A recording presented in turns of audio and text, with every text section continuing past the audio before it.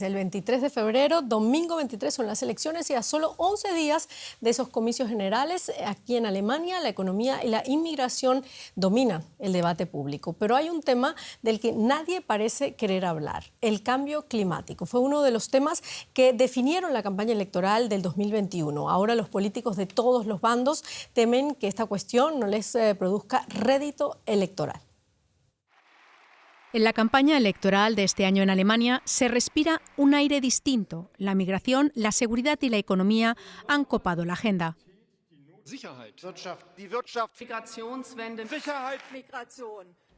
Mientras que el cambio climático, que solía estar en boca de todos, ha pasado a un segundo plano.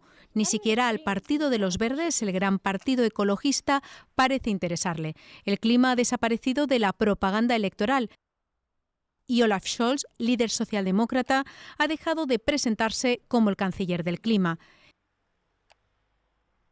Enero de 2025 fue el más caluroso jamás registrado y los incendios en Los Ángeles y las inundaciones en Valencia muestran que el cambio climático no podía ser más acuciante. Expertos han expresado su preocupación. Ahora en la campaña electoral alemana la migración es lo más presente. Es un asunto actual que naturalmente aparece en los medios de comunicación. Sin embargo, todo gobierno debe abordar la política climática, si no en primer lugar, al menos en el segundo. El director del Instituto para la Investigación del Impacto Climático de Potsdam sostiene que el hecho de que el cambio climático descontrolado lleva mucho tiempo causando daños masivos se ha olvidado en esta campaña electoral. El tema también ha perdido relevancia en las encuestas. En septiembre de 2021, antes de las últimas elecciones, el clima era lo que más importaba a los votantes, pero en enero de 2025 ha caído al cuarto puesto, por detrás de la migración, la economía y los conflictos armados. Algo que también preocupa a los activistas climáticos. Tanto es así que el movimiento Fridays for Future está organizando una protesta justo antes de las elecciones. Por desgracia, vivimos en una época de muchas crisis, pero la climática sigue siendo una de las más existenciales. Es una crisis que no se puede relegar a un segundo plano. Los políticos tienen miedo a tratar el tema, porque en los últimos años el mensaje ha sido que el cambio climático es estresante y un desafío de primer orden. Como consecuencia, creo que tienen miedo a perder votos. Puede que en esta campaña electoral el cambio climático haya caído en la lista de prioridades y perdido relevancia entre los votantes, pero el 53% de los alemanes, es decir, la mayoría, quieren que el gobierno haga más por el clima y más del 70% prefieren las energías renovables sobre el gas y el carbón. Los verdes dicen ser conscientes, insisten en que siguen impulsando las políticas climáticas que introdujeron durante su gobierno y que siguen siendo su máxima prioridad. Me parece un riesgo que otros partidos estén ahora discutiendo el clima, la protección climática y las energías renovables. Sabemos que necesitamos protección y adaptación al cambio climático. Pero los conservadores, que probablemente liderarán el nuevo gobierno alemán, parecen tener prioridades distintas. Su líder, Friedrich Merz, ha apostado por dar marcha atrás en algunas de las medidas climáticas introducidas por la anterior coalición de gobierno y acusado a otros partidos de crear alarmismo.